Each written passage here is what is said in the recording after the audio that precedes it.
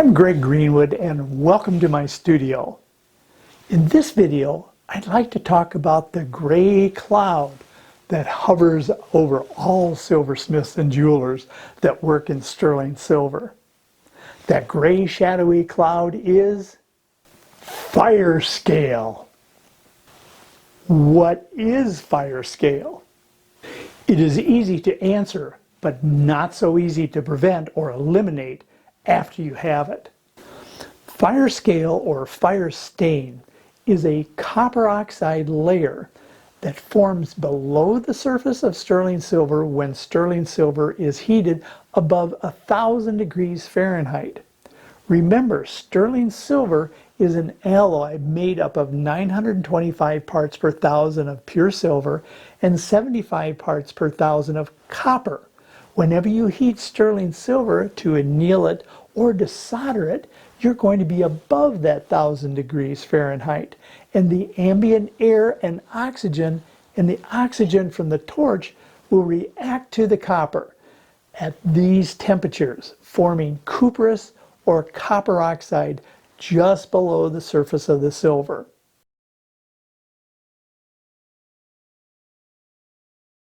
Firescale can be quite a chameleon and camouflage itself, and you won't even be able to see it until your project is done and you are putting the final polish on it. Polishing wears down the outer layer of the oxides, and when you break through that layer, the untouched sterling silver shines through. The contrast between the Firescale and the sterling silver can be quite dramatic. Here's a great example of Firescale on sheet sterling silver. You can see it's quite dark and shadowy compared to the left-hand side that has been polished through. You can see that there is quite a contrast between the two when you've polished through the oxide layer and gotten rid of that Firescale, especially on a mirror finish. Here's some Firescale on a forged wire. You can see the difference between the area that has been polished through and the Firescale area. So you wouldn't want to leave this on your piece, especially right after it's finished. So you'd want to polish all that Firescale off. Now that you've got it and you can see it, what do? There are 3 ways to deal with Firescale. 1, leave it. This is not good, especially with mirror finishes. This brings the quality of your project down significantly. But you can get by with leaving the Firescale on your project if you have a scratched or textured finish that will not show the Firescale. Number 2, you can remove the Firescale by using emery paper and going through the whole process of polishing all the oxides off. This can be difficult if there are some small areas or corners in your project that can't be reached with a flexible shaft or polishing wheels. Firescale can be removed by dipping it into a solution of nitric acid for a few seconds, but this practice can be very dangerous and I do not recommend it. Or 3, put an even coat of Firescale over the entire project. How do you do this? You heat the project to above 1,000 degrees and pickle it.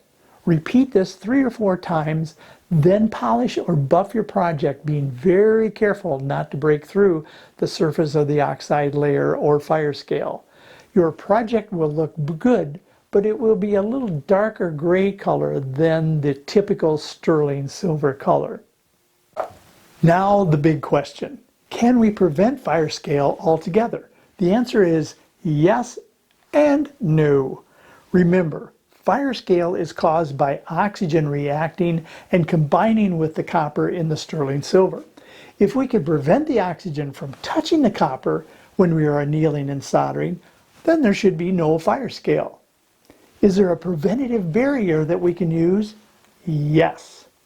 There are 3 basic ways of preventing Firescale on sterling silver. The first is using borax flux. Paint the entire surface of your piece with the flux when you're soldering or annealing. The second method is the traditional method using boric acid and denatured alcohol.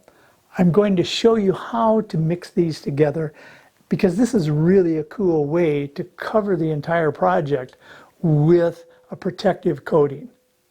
The third is commercial products, which are light flux that prevent the oxygen from touching the copper on the sterling silver. Check with your supply houses to see the different makes of them. There's lots of different products for this. Let's take a look at the traditional method for preventing fire scale by using boric acid. This is powdered boric acid and not borax that you use in your laundry and laundry detergent.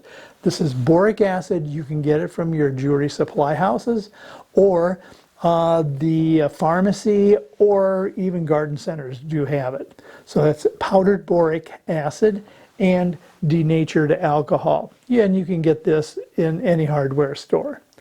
Let me show you how to mix this up, and then we'll put it on some silver and do some experiments. Let's mix up a solution of the boric acid and denatured alcohol.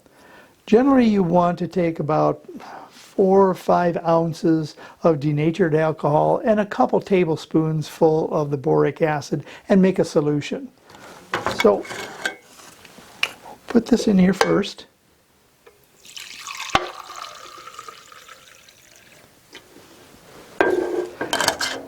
Now you can see that it does sometimes spill a little bit. So make sure, I'm using this on my soldering bench, but I have all my fire turned off, strikers, the crock pot, everything is turned off, including the torch.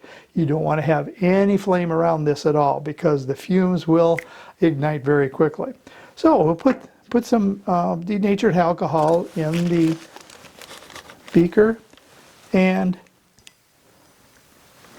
we'll put in a couple tablespoons of boric acid and stir it up. We'll make a nice solution out of this, and you'll know you have too much boric acid if it starts just settling in the bottom and it just will not mix in with the denatured alcohol. So you can stir this up for a little bit and get it all in solution, and then we'll be ready to dip some silver into it. I've been stirring this for a couple minutes, and you can see that there is a little bit in the bottom there that hasn't turned into a solution, but there's quite a bit of the boric acid in the denatured alcohol. So what I'm going to do is, instead of just leaving this out where all the fumes can go and it can evaporate, I'm going to put it into a sealed glass jar. And you'll notice on the jar that I do have it labeled boric acid and denatured alcohol. So make sure that you do label your jar and make sure that it is airtight so it doesn't evaporate. So I'm simply going to pour this into this jar so I can use it, and I'm not going to pour the extra boric acid in there. I'll just kind of stop there. So I have a nice solution. Generally, you'll know that your solution is good when it turns clear. If it's a little bit cloudy, you know that you have just a hair too much boric acid in. But if you let it set, it'll settle down, and then it'll be a real good solution for you. The question is, why are we even making this boric acid and denatured alcohol solution in the first place? Well, remember, your projects are made out of sterling silver, which is pure silver, and copper. And when the projects are heated up to either annealing or to solder them, the oxygen in the air and the torch combines with that copper and forms that copper oxide. So we want to put this protective coating over your entire project to prevent this from happening. When we take the boric acid in the solution and we dip your project into it, the boric acid covers the entire project, and then when you start soldering or annealing the project, the boric acid will start melting and make a glossy glaze over the entire project and prevent oxygen from touching the copper, thus preventing copper oxides and our buddy Firescale. Many jewelers like to take their projects before they're going to be soldering or annealing them, and they'll take the project and dunk it into the boric acid and denatured alcohol solution, and then they'll simply burn off the denatured alcohol, which is really a great way to get rid of the denatured alcohol, burn it off so you can move on with your project. I don't think that that is really the best way. I like to air dry the boric acid solution simply because when you burn it off, the heat from burning the alcohol has a tendency to burn off a little bit of the boric acid, and it doesn't cover the whole project quite as much. So let's take and we'll dip one of the pieces of sheet silver in the solution, and we're just going to set it over here and let it air dry. Then we'll take our second piece, and I want to swirl it around in the solution, and then we'll light this and burn off the extra denatured alcohol. Only takes a few seconds, and then it has a nice coating of the boric acid over the entire surface of the project.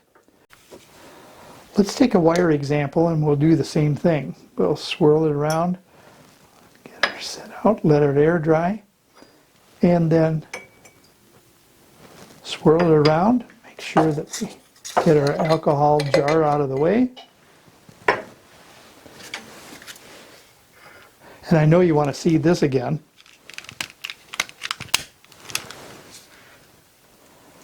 Burn that excess off, and then we'll take a look at both the sheet silver and the wires and compare the two. Here's our pieces of silver side by side. The one on the left is the one that has been air dried, and the one on the right is where the denatured alcohol was burned off. You can see that there is a slight difference in the coatings and the evenness of the coatings. Remember, both ways are fine. You can burn off the denatured alcohol if you wish, or you can air dry it, or even when you're air drying, you can even use a hair dryer on it to speed up that process.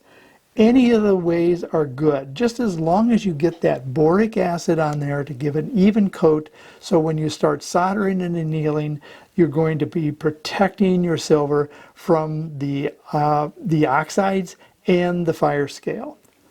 Go ahead, try them out, see which one works best for you. I hope this video has answered many of your questions about Firescale and made it easier to understand. Firescale can be a really weird thing, but don't be paranoid about it.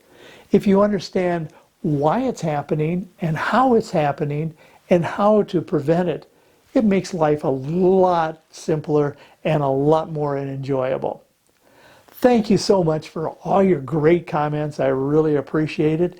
Don't forget to subscribe, and I'm Greg Greenwood, and I'll see you next time.